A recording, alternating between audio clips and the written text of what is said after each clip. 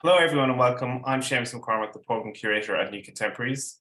Thank you all for attending this evening's panel discussion, which forms part of our Mystic Ecologies symposium to coincide with the New Contemporaries 2022 exhibition at the SLG, which is on view until next weekend.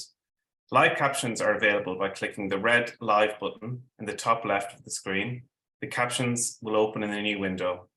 Also, we'll be taking questions from the virtual audience through the Q&A function. So Mystic Ecologies investigates speculative, fantastical, and non-human positions on the environment and ecology, and what can be learned from these perspectives. It forms part of New Contemporaries' professional development program, which is supported by the Bridget Riley Art Foundation, so a huge thank you to them.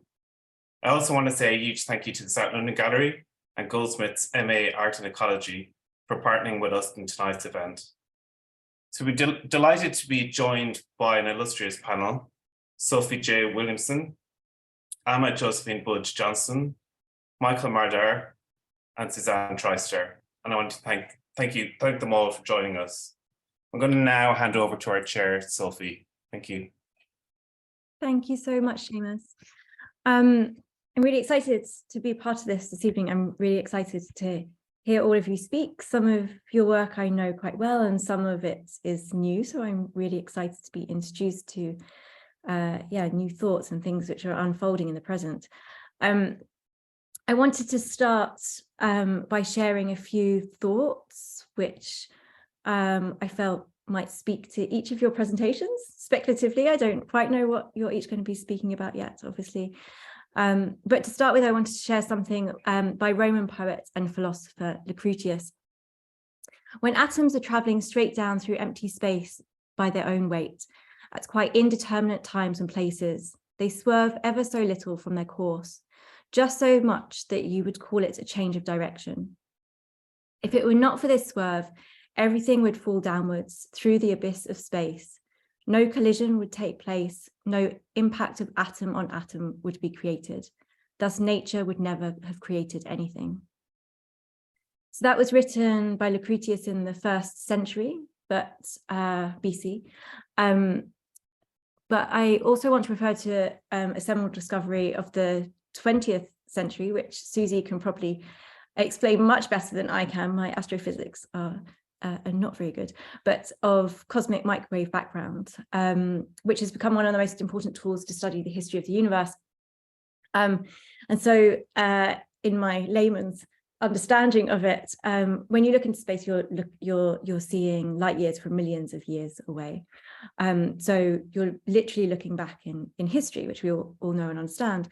But if you look far away enough, you can see the hot, fiery energy of the Big Bang in all directions. Something that Michael has articulated very beautifully in the recent past has been the liveness of history, that past is a living, unconcluded entity, always informing and molding the present as it continues to morph and transform. And so something which I think is really interesting about bringing these 3 speakers that we've got this evening together is thinking through why we create and recreate cosmologies that articulate our understandings of existence. And the entirety of existence exists through these fragile interactions, collisions of matter and energy that are unfathomably unfolding in space and time. And whilst existence is this web of interactions in constant flux, there's nevertheless some of these interactions that take on a hegemonic role, creating structures that dominate a contemporary Western and to a large extent global reading of the present. So each of our speakers today, Michael, Amma and Susie, seek different paths through these ecologies and economies of interactions. I know a little about what each of you will speak about, but I'm looking forward to your presentations and picking up on some of these in the conversations afterwards. Just to the audience, it's obviously a real shame that we couldn't do this in person, but one of the delights of being able to do an online talk is that hopefully it gives space to some people that wouldn't normally take up space in an in-person event. So I would really encourage those people that maybe feel more comfortable to ask questions in the chat to articulate them there, and don't feel that you need to articulate them perfectly. These are subjects that we're all working through and are very live, and that are continually transforming and in new and exciting ways. They're unconcluded and they're speculative and they're alive. So I really encourage everybody, after each of our panelists have spoken and we open it up to the questions, to articulate new ways of interpreting and thinking through these things. Thank you very much. I will pass over to Michael to begin. Thank you so much, Sophie. It's really a pleasure to be here with all of you and to share some of my most recent research on mystical ecologies. This is, as some of you might know, this is a follow-up to the work I've done that culminated in a book on Saint Hildegard of Bingen and her ecological theology. The transition that I'm talking about is to another body of medieval mystical thought, which can be found in the book of Zohar, the medieval Jewish Kabbalistic thinking from southern France and southern Spain. And so for today, I wanted to share with you just a very small reflection on what it means for the Jewish people to be called the people of the book. It sounds like this has nothing maybe to do with mysticism or with ecology, but I want to, in the 10 minutes that I have allotted to me, I want to show that this is really at the heart of at least the Jewish understanding of mystical ecology. And I also think it's neither desirable nor even possible to talk about either mysticism or ecology in general. It sort of defeats the purpose of this very embodied, very fleshy approach to existence. And that is why I want to offer you this sort of exegesis.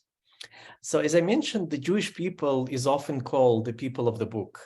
This means that the Torah and the successive layers of its interpretation, from the Mishnah and the Gemara to the Jerusalem and the Babylonian Talmuds, as well as the later Midrashim, form primarily the linchpin of Jewish identity, and only secondarily different strata of the tradition. So this very lively and living thing that Sophie mentioned is definitely at the core here, really the living linchpin of this identity, not as an inorganic pole, but really as a growing, developing tree. So much so that, as Moshe Habertal notes, in the Jewish tradition, the centrality of the text takes the place of theological consistency. Unquote. Nonetheless, books are not the same as texts, even if the former almost always contain the latter. The prototypical book in Judaism, the Torah, is a scroll, unrolling in its weekly readings, Parashot HaShavua, in keeping with the annual cycle that begins anew each year at Rosh Hashanah, at the Jewish New Year. Periodic phases of vegetal, earthly, and cosmic renewal are reflected in and accompanied by the rotations, the unrolling and the rolling up simultaneously. For the unrolling of the following portion, parasha, is the rolling up of the preceding one of the Torah scroll.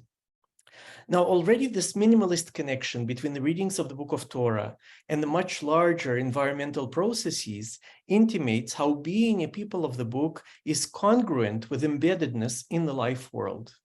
This connection is not, however, limited to mere reflection and accompaniment of natural, diurnal, and seasonal cycles in the rhythms, themes, and practices of reading. The book, as it is understood in the Jewish tradition, and especially in Jewish mysticism, is a mediator between humanity and divinity, between life and death, a singular place in the universe and the universe itself, a particular belonging and universal sense. Taken in its full cosmic and theological significance in the Kabbalistic worldview, Torah is the tree of life. It is also the trunk of the divine organism manifested through various aspects or emanations, sephirot, and it is an instrument for the creation of the world. The linchpin that it functions as is not a static post or a pole around which everything revolves, but a living, constantly ramifying, yet still recognizable dynamic structure. And Torah is capable of playing such an expanded cosmogonic and ontological role precisely insofar as it is a book.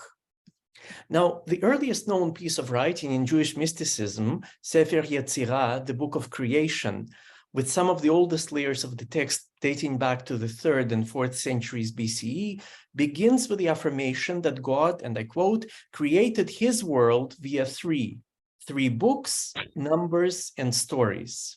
Sefarim, Spar Vespar, Sipur. All three words are based on the Hebrew root SPR, Samech Pe Resh, probably derived from the Assyrian Saparu, which in its verbal sense means to send, and in its substantive sense as a noun means a net. The numeric and the narrative, or in any case encoded and encrypted constructions of reality, merge in this account with a book, whose carefully measured unrolling and rolling up furnish a model for interpretation, for receiving in one way or another, if never completely, never exhaustively, that which is sent. The Book of Creation thus conveys in its inaugural verse that creation is accomplished through a book or through books in the plural, among other variations on the root SPR, and that everything begins with the interpretation and the interpretation of interpretation, which exceeds the scope of a purely theoretical exercise. Right? Now, the destination of the sending that is the book is never final. The rhythms of reading and writing, of wording and worlding, of interpretation and creation are those of opening up and closing down, revelation and concealment, folding and unfolding, straightening and curling, rolling out and rolling back up in a metabolism of sense. Up until the completion of the annual cycle of readings, the diminishing volume of the Torah scroll on the right-hand side is compensated by its increase on the left. Also, the flow of divine emanations that are the Sefirot, in the feminine plural, belongs within the semantic constellation of the root SPR. It is divine being itself that unrolls as a book, as a number, as a story, while the worlds and their vitality, Chai Haolamim, right, in Zohar, unrolls with and in this being. Phases of the moon, rising and ebbing tides, the four elements, the flourishing and the wintry withdrawal of vegetation, animal vitality and demise, all of this testifies to and celebrates the divine worldly metabolism at the heart of mystical ecology, this metabolism of rolling up and rolling out. Now, just in conclusion, I want to draw your attention to the fact that this model that I have only sketched out here is not a model of depth, which we usually associate with mysticism as a deep mystical kernel that needs to be extracted as a kind of secret meaning of things. Rather, everything really happens on the surface with the rolling and unrolling of the world, of sense, of meaning, and of divinity itself that sends itself along with all of these gifts. The world conceived as a scroll casts a shadow of doubt and a common mystical allegory of the kernel and the shell that organizes much of mystical and particularly Kabbalistic cosmology. The kernel is the hidden and the precious. The shell is the relatively dispensable and the revealed. And by the way, this is also our association with energy and potentiality. The valuable potential and the energy is that which is hidden and needs to be extracted from, wrested from things or from the body of the earth in order to be unleashed and released and utilized, right? But this is the model that I want to question and have been questioning for quite a few years now. Action, development, phenomenality are the external shells protecting the inner kernel. The moment they become superfluous, they can be dispensed with for the benefit of the kernel itself. This is the traditional kind of interpretation. But a scroll does not harbor anything in itself except for the empty space around which it is rolled up. Its unrolling is, despite the existence of the supernal and the lower books in Jewish mysticism, a constant being in the middle. In the scroll, we're always in the middle that changes as different portions of the text appear in the light, only to recede back into the scroll. And this is the givenness and withdrawal of the world itself. A book is all surface, everywhere in the middle, from the beginning to the end, from the end to the beginning, from thought to act, and from act to thought. Now, just to conclude, in light of the evolution and convolution of the Hebrew Sefer, book, what does it mean to be a people of the book and not say of the land or of blood or clan ties? What does it mean to be a people of the book if a book is understood as this kind of mystical scroll identified with divine body, with the world itself unrolling and rolling up again, with what I called ecological mystical metabolism? Such a people is a singular witness of the universal, through whom, rather than for whom, divine emanations, worlds, books, numbers, stories, and everything else galvanized by the ancient root SPR unspool. A people on the move, exilic still before the countless exiles it has suffered and is yet to experience, oriented toward the exteriority of sense as much as toward the interiority of meaning. A people sent along the infinite trajectories of sending that are barely schematized in the ancient word saparu, and listening as well as repeatedly appealing to listen. Shema Israel, listen or Israel, are some of the important words in Jewish liturgy. Listening to the rhythmic vacillations of being. A people whose identity is not one. Thank you for your attention.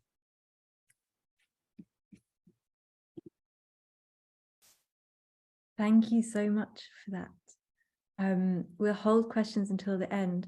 But is Emma going next? I forget who's going. Yeah, Emma. Yes, thank you, Sophie. And thank you so much, Michael. That was really gorgeous. I apologize for kind of jumping in and off on the screen. I have a very elderly dog here who had a minor emergency, so I just had to go and put her in the kitchen. This is part of my ecology, I would say, that I bring with me. I'm really, really honored to be here. I'm so excited for this conversation and to be kind of contributing thoughts on my work to it. And I don't have very long, so I'm going to jump right in.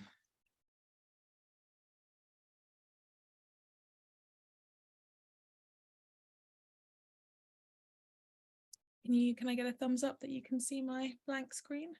Gorgeous. Okay. Oh, now. Oh, there's the subtitles.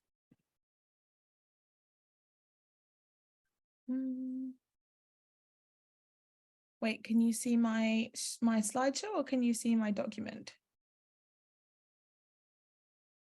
I can just see black with the subtitles. Great, perfect, thank you.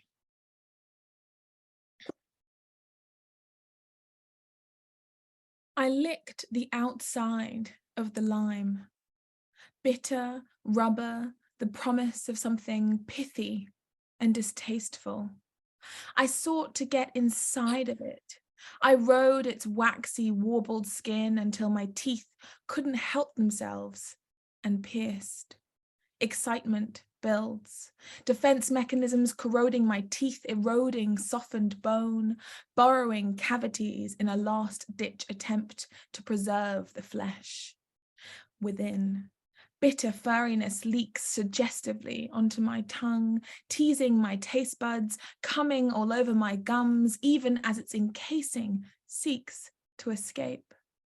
Teeth bite down, savoring layers of the tiny planet. Crust, a mere hint of what lies within. Mantle, allergenic, deterrent, outer core, the sweetest, sourest, most ecstatic flooding. Inner core, gristle, seed, sharp bite, and stringy remnants. The dregs of the consummation stuck between my teeth, to nag and to remember. I pull out, withdrawing gently until night, swallowing sun, lips close about its girth, enveloping the fruit in its entirety. Slowly it takes up the space of my mouth, inching towards the back of my throat. I tilt up my head, eyes opening the hole and easing its passage inside my too big, too much body.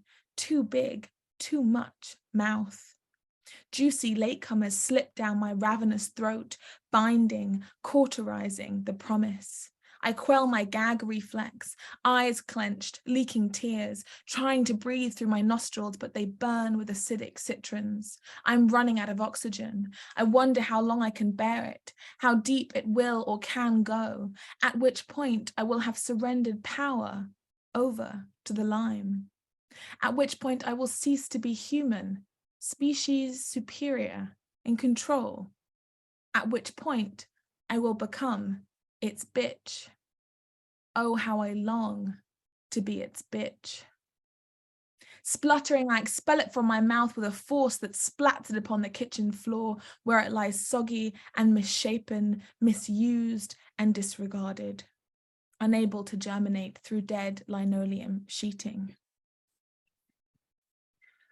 Both aesthetically and ethically, writes Nigerian artist Rotimi Fani-Kayode, I seek to translate my rage and my desire into new images, which will undermine conventional perceptions and which may reveal hidden new worlds. What previously hidden new worlds are revealed when I become the lime's bitch? This short provocation brings into focus the incredible archive of Nigerian photographer Rotimi Fani-Kayode, and in particular, this image, Nothing to Lose 3, Bodies of Experience. As an embodied visual ideation of alternative Black queer futures, mycelially connected to queer and dissident anti-colonial pasts.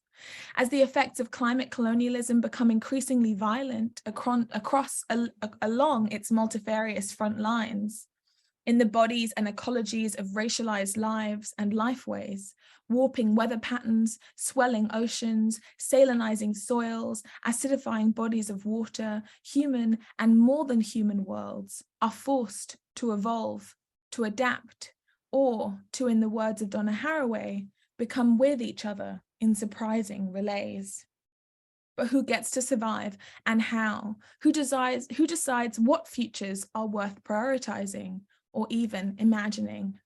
In resistance to both the historic and contemporary environmentalist or conservationist movement that was always already white supremacist, settler and colonial, as well as the spiritual and embodied afflictions of that which Jerry Canavan has termed anthropocenic despair, hazardous when studying climate colonialism and ecocide, I utilize instead erotic, speculative, theoretical, and aesthetic landscapes to read the possibilities invoked by Fani-Kayode's suffocating limes and the at once majestic and poisonous birds of paradise, revered, ritualized, imbibed. I call this interdisciplinary praxis of sensual speculative ideation intimate ecologies, a rich and divergent plethora of interspecies knowledges that might guide us towards modes of becoming otherwise that center rather than postpone Black climate-changed futures. As Jose Esteban Munoz tells us, often we can glimpse the worlds proposed and promised by queerness in the realms of the aesthetic.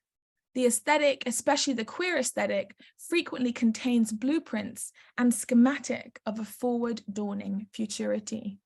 Intimate ecologies hold space for a canon of aesthetic and literary artworks, speculating trans-temporal erotic relations between Black subjects and the more than human. From the works of Barbadian Scottish Alberta Whittle, Kenyan Wangechi Mutu, and Ghanaian Eric Jamfi, to the literature of Nigerian Afrofuturist Nyedi Okorafor and the speculative documentaries of Nairobi-based The Nest Collective, these are works that challenge not only the colonial project of becoming human in an anti-Black world, as explored so rigorously by Zakiya Aman-Jackson in the public 2020 book of the same name, but the parameters of what the human might encompass, its leakages and entanglements with more than human life. Getting lost in Fani-Kayode's photographic world of ecstasy, intimacy, care, and belonging begins the manifestation of a queer familiarity that is as West African, as Nigerian, as Yoruba, as it is gay, and as it is radical. For many, this notion, or even to consider homosexuality and Black African cultures in the same breath, remains as taboo on the African continent as within diasporic Britain, as it was when these images were taken over 30 years ago. Fanny Coyote's visual legacy, forbidden images of the Black, homosexual, or queer body in ecstasy, came to fruition in 1980s Britain, born of an obsession with the Yoruba traditions he'd been forced to leave behind, the queer East Coast chosen families he made as a young adult, and a commitment to capturing hauntingly fecundated Black British gay culture at the height of far-right Thatcherism. Using masks, fruit, flowers, plants, gourds, fresh fish, and more, Rotimi troubles the human to more than human divide, as well as the flesh, spirit, life, death divides, manifesting visualities that are at once vulnerable, resistant, intimate, and queer. This visuality fundamentally rejected what Black masculinity was supposed to represent in 1980s Britain, and of course we can argue is still supposed to represent now. Fanny Coyote's photography as both an homage to pre-colonial Yoruba beliefs or practices and a vision of what or post-colonial queer Black life could look like, an embodiment of ecstasy, is intimately tied up with my project of intimate ecologies. I make my pictures homosexual on purpose, Fanny Coyote tells us. Black men from the third world have not previously revealed either to their own peoples or to the West a certain shocking fact: they can desire each other. He continues, as for Africa itself, if I ever managed to get an exhibition in, say, Lagos, I expect riots would break out. I would certainly be charged with being a purveyor of corrupt and decadent Western values. However, sometimes I think that if I took my work into rural areas where life is still vigorously in touch with itself and its roots, the reception might be more constructive. Perhaps they would recognize my smallpox gods, my transsexual priests, my images of desirable Black men in a state of sexual frenzy, or the tranquility of communion with the spirit world. Perhaps they would have far less fear of encountering the darkest of Africa's dark secrets, by which some of us seek to gain access to the soul. If, as Munoz insists, the future is queerness's domain, then I would argue so are our pasts. It is this technique of ecstasy combined with an open and indefatigable passion for pleasure, freedom, and liberation that maintains Rotimi's position as a Black cultural activist who created and lived and influenced Britain's social landscape for over 20 years in life and continues to do so posthumously. Perhaps it is from this perspective of queer loss of our own Black queer histories, our own Black queer ancestors, loss of our pre-colonial modes of being with, which makes queer artwork such as this fecund sites of remembering those intimate ecologies, which our bodies refuse to forget and refuse to lose. In a moment when climate colonialism marks out Black futures just as precariously as the transatlantic slave trade did, in this moment of intense Black futures ideation, when I get asked again and again and again to talk about Black futures, often as an escape or an excuse not to deal with Black presence, I come back to Rotimi's images, and in particular, this series, Nothing to Lose, Bodies of Experience. I wonder what there is to lose now, and who is losing it first.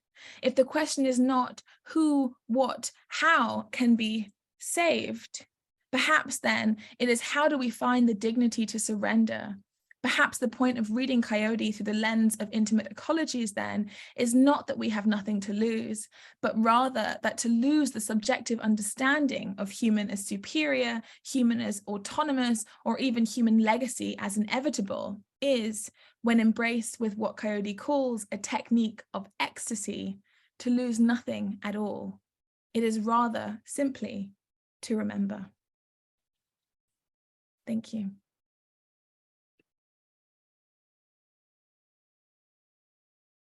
Thank you so much, Emma. Susie. Okay.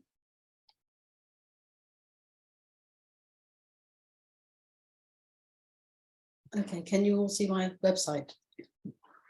Okay, Hello, everybody. So thank you for inviting me, and hello to everybody who's come along. So I'm going to talk today about roughly about two projects, focus on two projects, technoshamanic systems and scientific dreaming.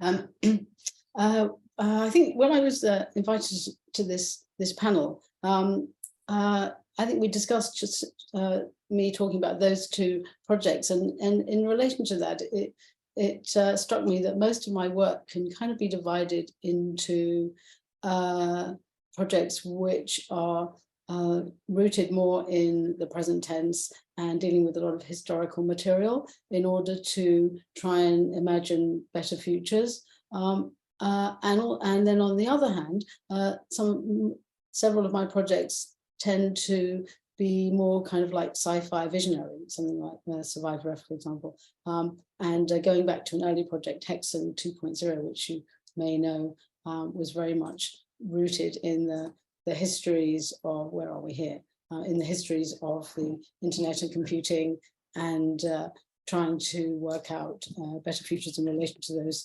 histories in terms of where they are unfortunately going at the moment. So if I start with technoshamanic systems, I would put it in the category of the sci-fi visionary.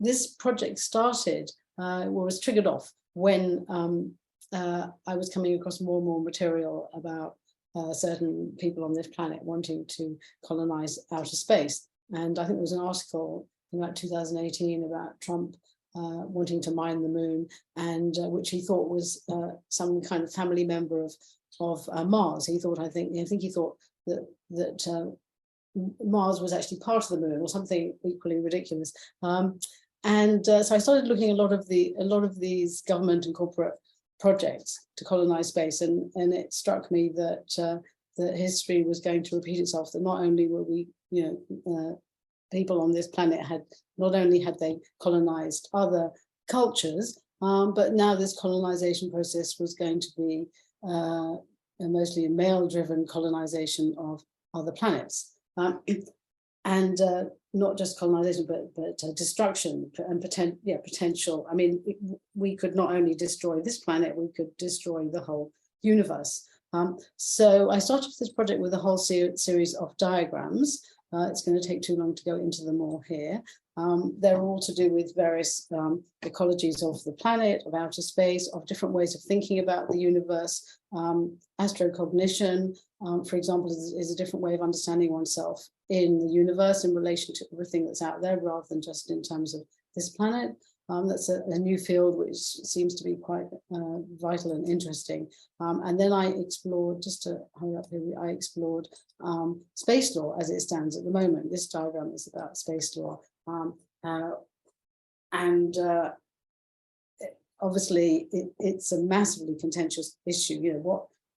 How do human beings decide what they're allowed to do in the rest of the universe that really does not belong to them in the first place? It's insane. I imagine every other planet, with any habitable life or any life form, making these decisions, and then seeing what decisions we've made. It is laughable. Anyway, so that was quite distressing to go into that. This one is the one about astrocognition, and then so I made a kind of structural kind of background diagrammatic component of this project, and then I went on to imagine all kinds of futuristic scenarios which were to do with space exploration, but which were non-colonialist, and which were maybe derived from things in the counterculture, those type of ideas, and things which come from a different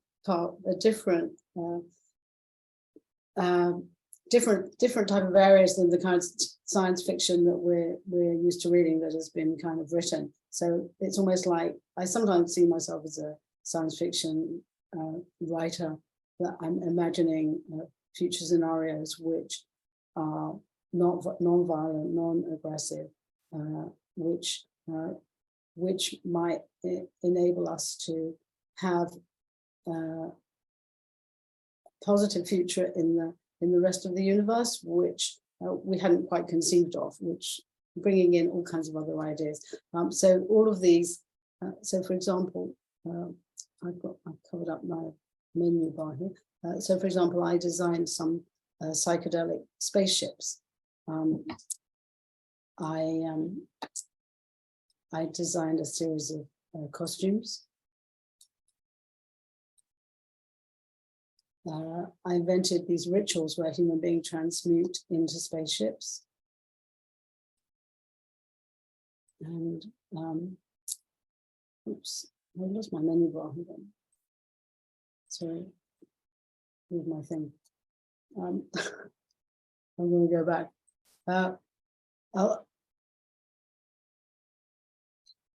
And I designed a whole series of imaginary social structures. So each of these looks very abstract, but for example, this one is interplanetary social structures, interplanetary alternative society.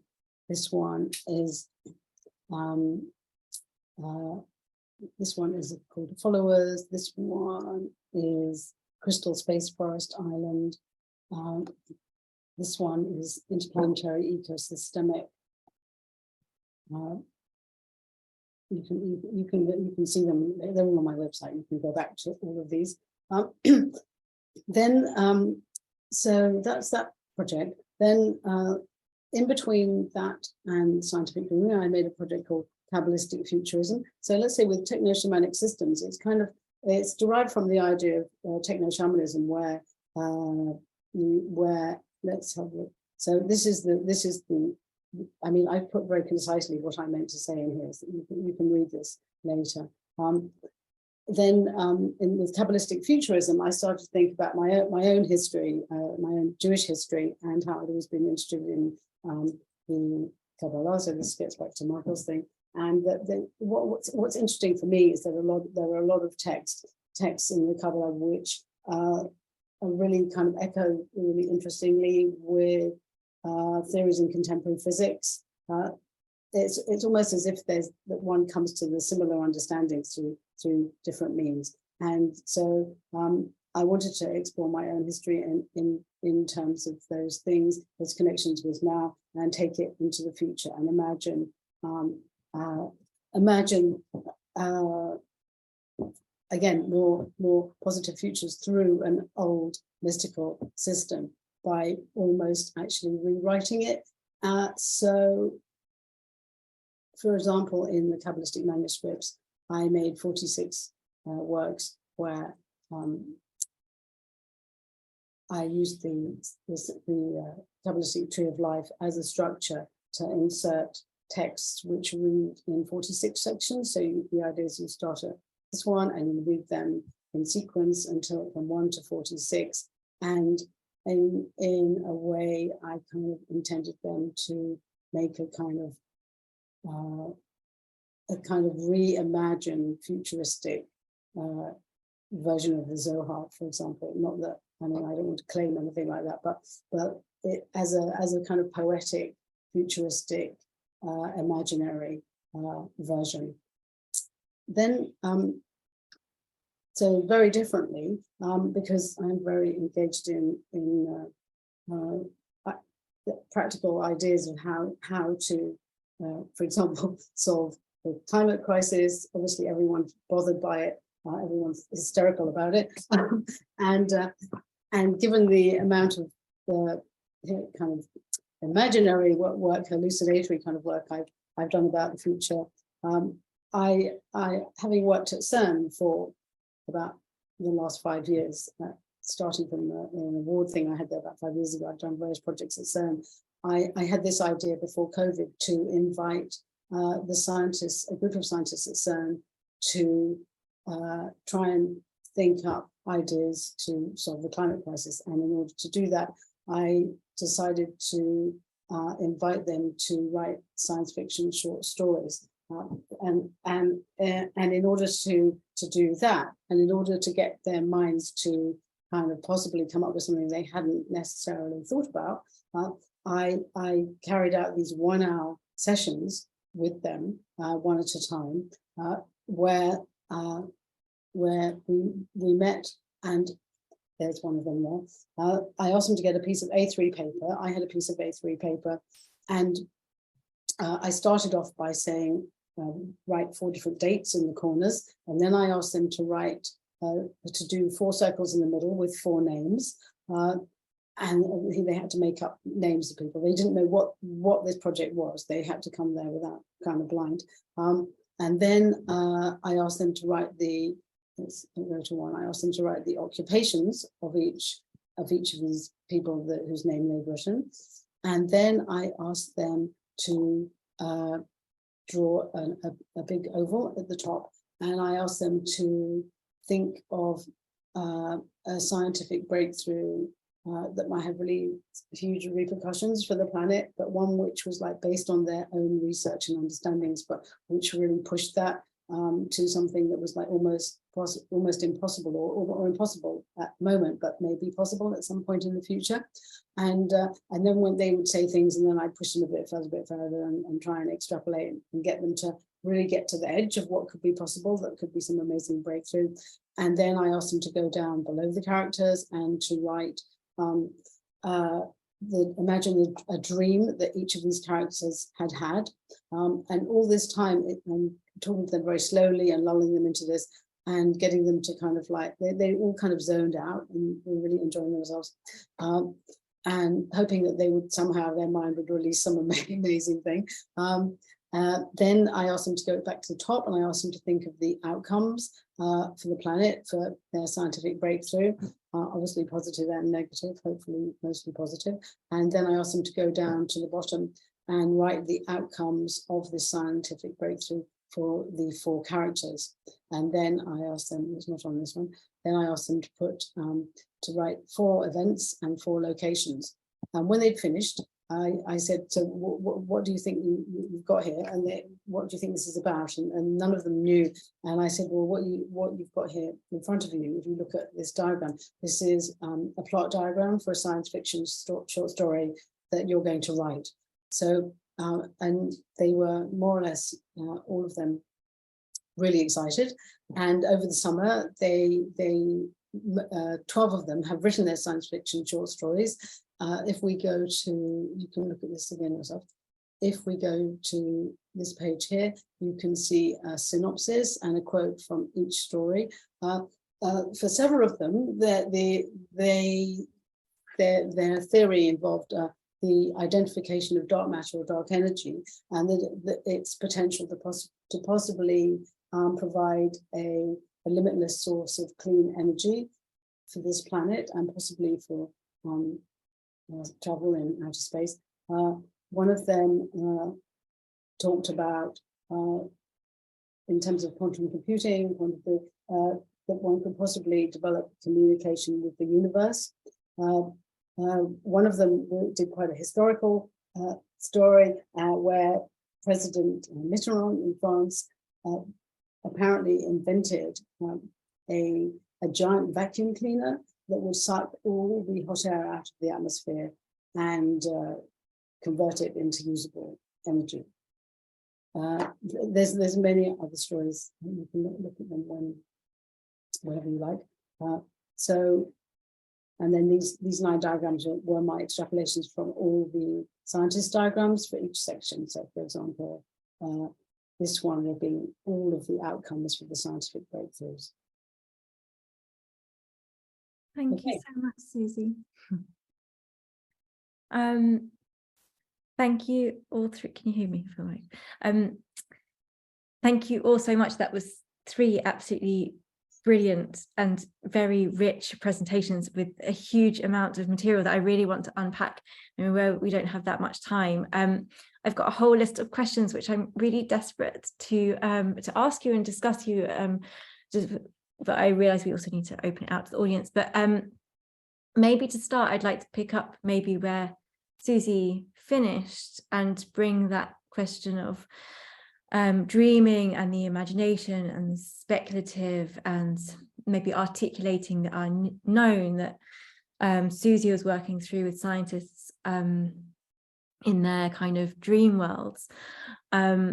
I was thinking when you were talking about that, Susie, about a very dear friend of mine, Daniel Godinez Nivon, who works with botanical dreaming, and this idea that in the dream world, these structures that shape society as we know it kind of dissipate or fray.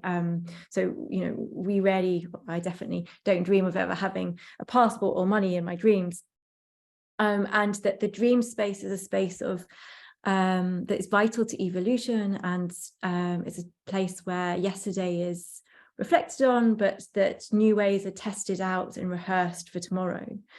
And I was thinking that maybe that is also something that plays out, that kind of realm of dreaming and speculation in Amma and Michael's work too. I was interested if you if that spoke to you somehow in your work. Who wants to go first? Michael, maybe I was really interested in the way that you were talking about interpretation of interpretation, worlding and reworlding, and how that might have, you know, operate in that space of the imagination or of speculative reimagining. Yes, definitely. And of course, the other issue that is really crucial here is the issue of time that I think Susan has touched upon, and Amma in a different way.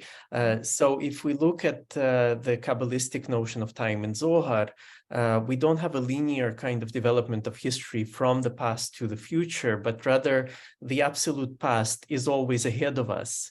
The present that we receive comes to us from the past that is ahead of us, actually. So this immemorial past of the Big Bang, if you want, again aligning some of the Kabbalistic notions with physics, is not far behind, but actually ahead. So this is what the living past is, not as a monument that is somehow, or a ruin that is left behind, but something that is world-giving and life-giving, or sometimes world preventing and world stopping, right?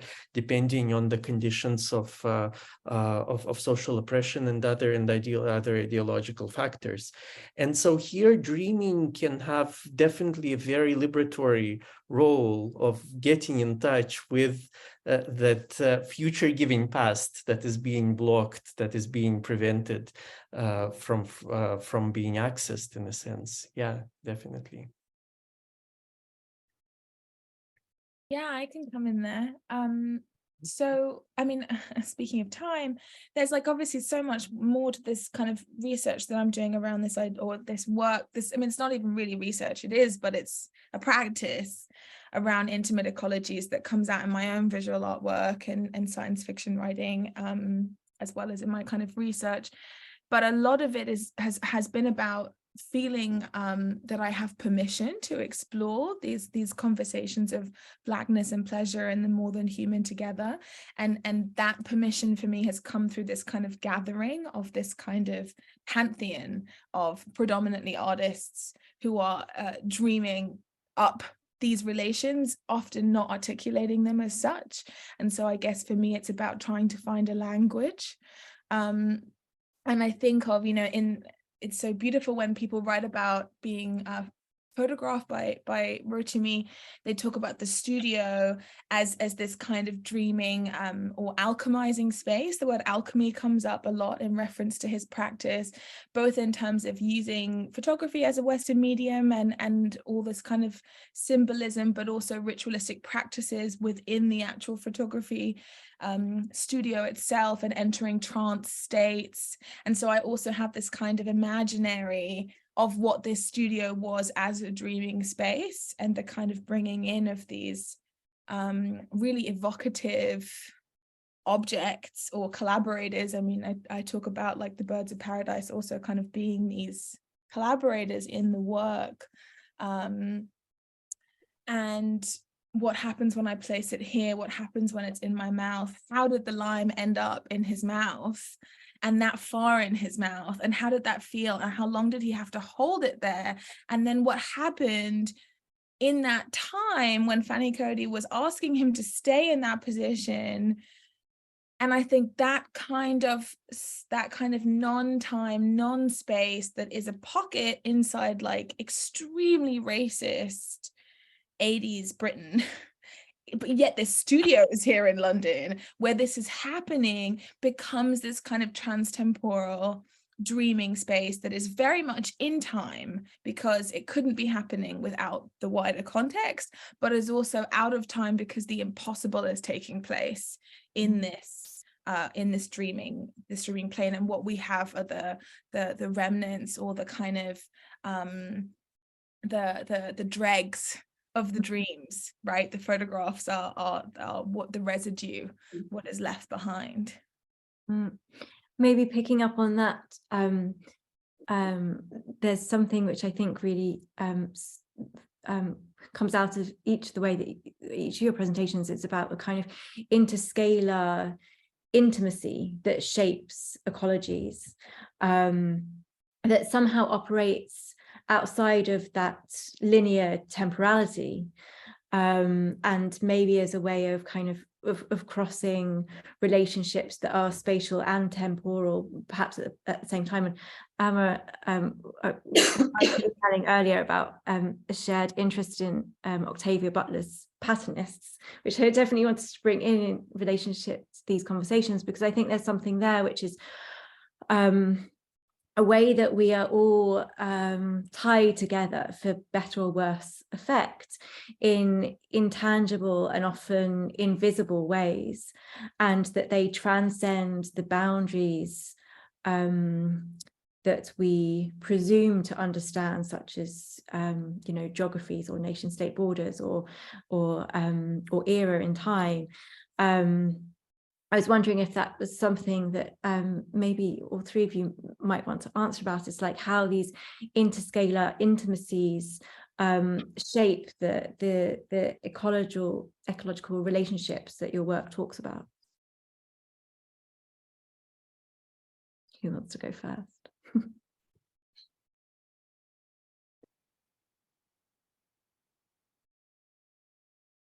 I mean, I think I can come in. I talk about Octavia Butler all day long.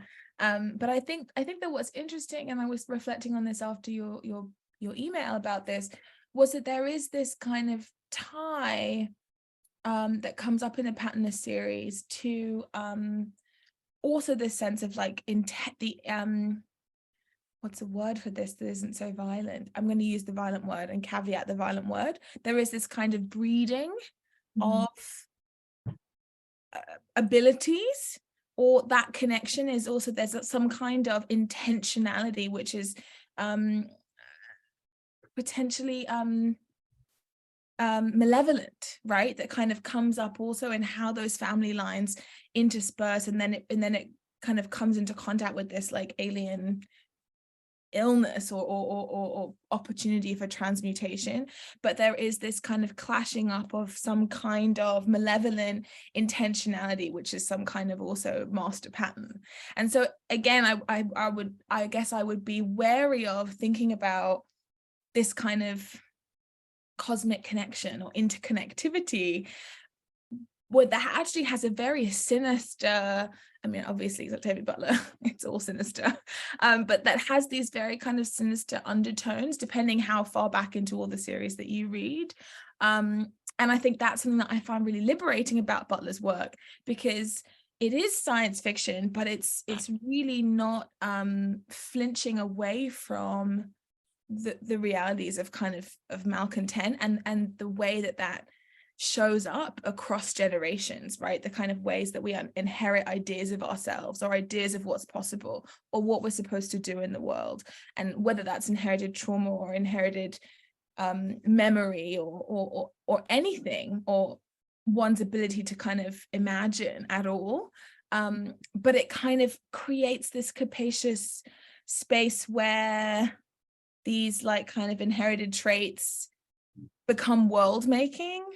But they're definitely not kind of apolitical or random necessarily. Apologies, by the way, if you haven't read Octavia Butler and this is all feeling really out of place for no, you. I don't think I shouldn't have mentioned Octavia Butler. It doesn't really matter if you've read Octavia Butler, I guess, but like this idea of like threads of power and influence and interaction that kind of bubble away below the surface, that influence the present, that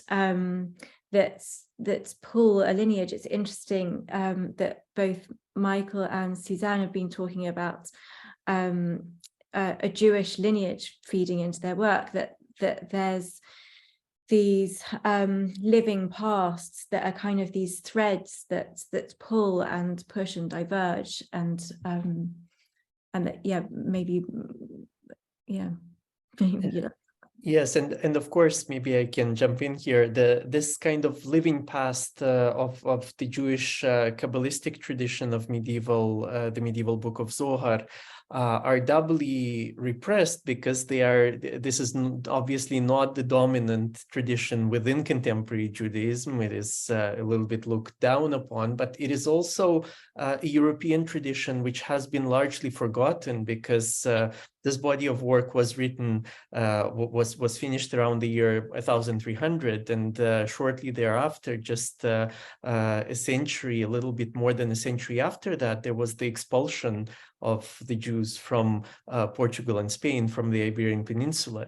So these are, there is also an effort, at least on my part, to recover these living heritages of thinking that go against the dominant rationalistic line of thought within Judaism, and that are also occluded by the violent history of Europe that has always also been directed not only toward the colonization of the external other, but also the purging of all the internal others, such as Jewish people, Roma people, queer people, and so on within Europe itself. So to me, there is a kind of a very strong ethical component to this. But to go back to your initial question, Sophie, on the interscalar intimacy that runs across different scales, to me, this has a very particular dynamic shape, and that's a shape of a plant, the sort of interscalar intimacy. It has a vegetal shape insofar as the way that the world is imagined within this Kabbalistic tradition is as a cosmic tree, which it shares with many other traditions around the world. So the divine body, or the book of Torah, is imagined as the tree of life, which encompasses the whole of the cosmos. To my mind, this kind of relation between microscale vegetation and the cosmic vegetation and the divine body understood as a vegetal body is very important, and links also Judaic and Christian mysticisms. So what we see in the work of Saint Hildegard of Bingen, with whom I personally felt really a very strong sense of affinity and intimacy, despite the huge historical time span and so on, precisely because what she does is she vegetalizes and puts in motion, lets grow and decay and metamorphose the entire canon, the entire cast of characters within the Christian tradition, from Mary and Jesus to the saints and the Holy Spirit and so on. Yeah. Can I say something? In relation to what Michael's been saying the whole time, and the tree of life, there's and the idea of the book. There's now, I don't know if you're aware of, there's this new, very thick book come out by this guy from Haifa, Yossi Churches, called The Kabbalistic Tree of Life. It's the first compilation of so many ancient tree of life drawings and diagrams with all his commentary. Have you heard of this book? It's a No, I haven't. The only reason I know about it is because he invited me to. He's added some contemporary artists at the end. So he invited me to do something. So I'll show you here. Look, I splashed out this fortune for it's really there. It's, and look how thick it is. It's and it's got in it. Look, I don't know if I can get this up. It has got, you can open out. It's got these opened out. Hold on. Can you see? So right from here, some of these really amazing old manuscript trees of life. I better put it down now before I ruin it. So, and he has a whole website where, you know, it's like about not, you know, it's a trees. He's got a whole website with all kinds of interesting information and all his ideas, and probably some videos, tutorial videos, about the Zohar and the Tree of Life. So yeah, that could be interesting if anyone wants to do some more research. Susie, we've got a question from the audience. Also, I should encourage anybody else, if you want to ask any questions, please do write them in the chat. Can I just say something super quick? So before we go to that question, just kind of off of what Suzanne was saying there about manuscripts, I guess it's just I wanted to kind of add in which, you know, I think is really exemplified by that book, the ways that so many of our kind of histories or documents of these histories get lost, and then sometimes get refound and recompiled together, but sometimes don't. And so I think also one of the scales that we are maybe all working on is, and that's also part of the kind of mystical or spiritual scale, is a connection to these ephemeral archives or ephemeral ways of being and thinking and being with the more than human that we don't have so-called evidence for, and yet believe to be true, and therefore kind of right into our work and right into existence. And I think it's also a really important scale that it's very difficult to work in the West, in the academic system, but really important, I think, and vital to work in. Thank you. So there's a few questions coming through now, but the first one, which I should ask Suzanne, because it's been sitting there for a while, is why techno-shamanic? Why? Let's screen share again. It's gone. I've lost it. Oh no, I haven't. It's here.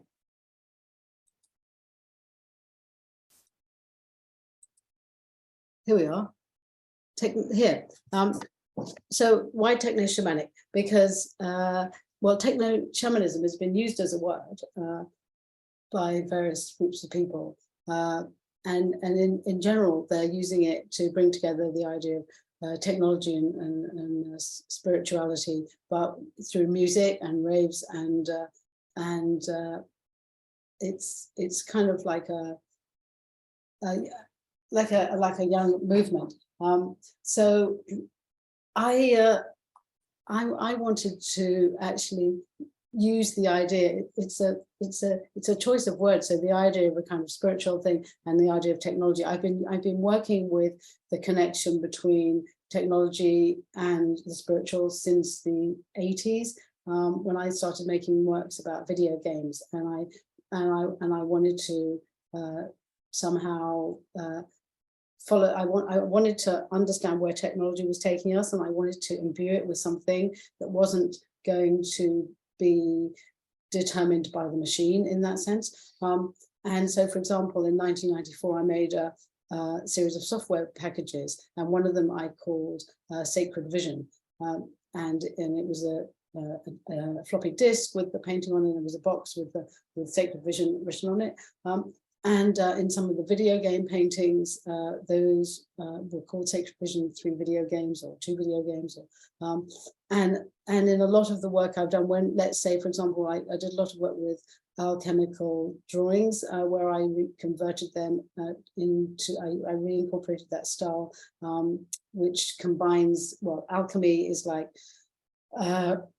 alchemical drawings were done at a time where science and religion and art were all unified as a holistic thing. So my work's always been trying to bring together holistically all those things. And because my work has a lot of the time focused on technology and where technology is going to take us, I want to take it with a spiritual side all the way through, to protect us in that sense from the more crass potential futures.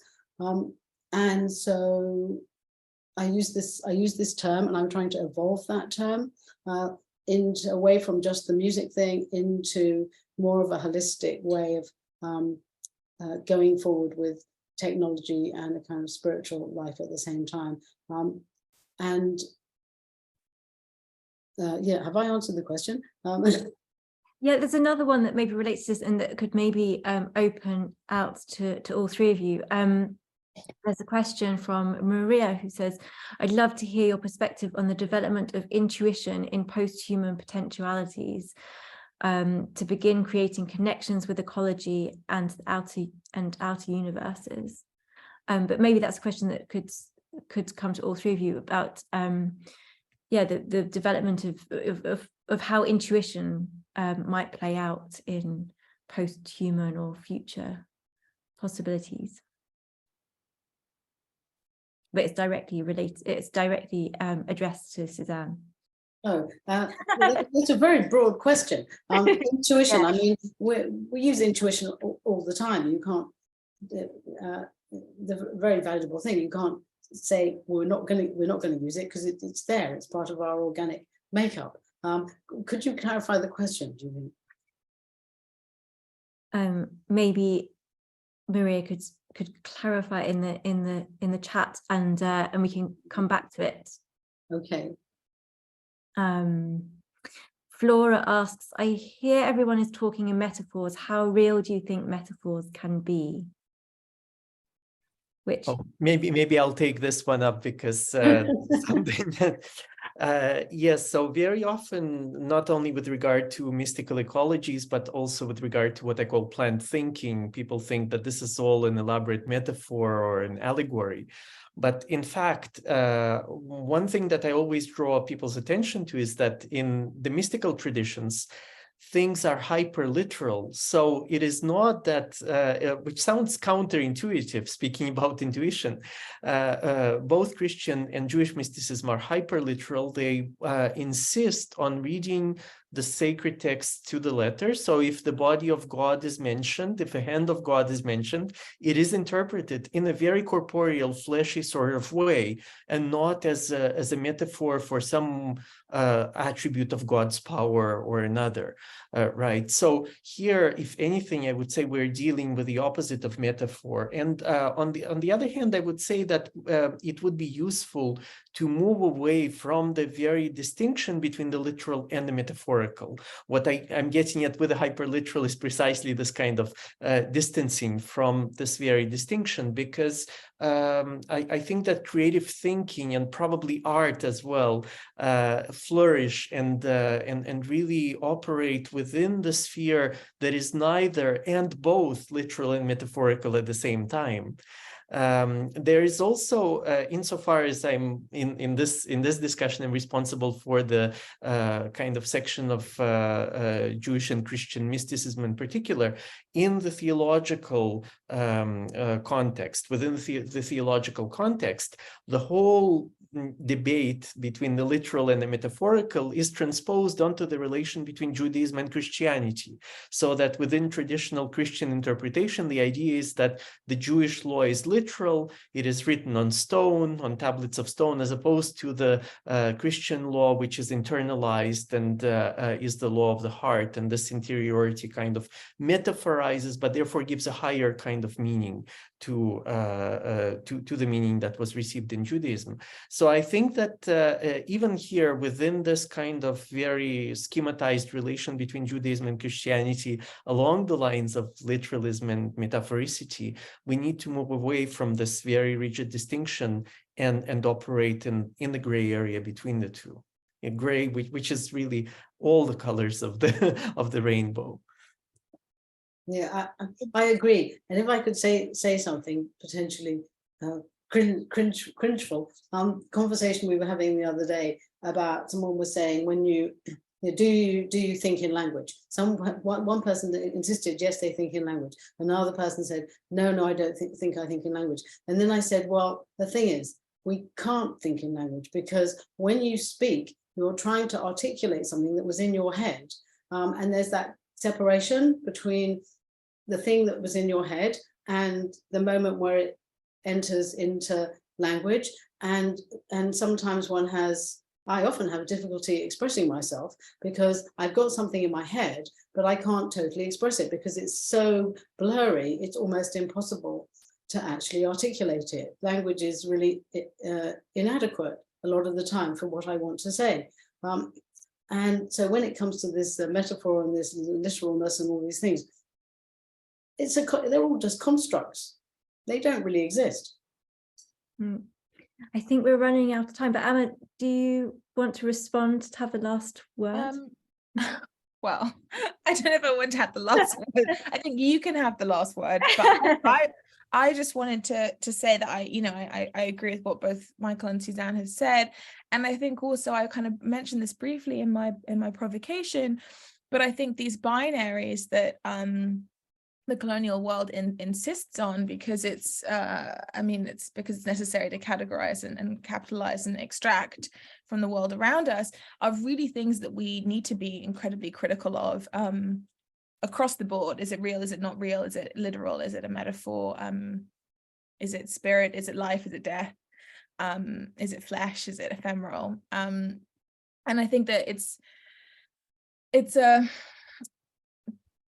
a language that it always pre-closes, is that the right word? It forecloses possibility.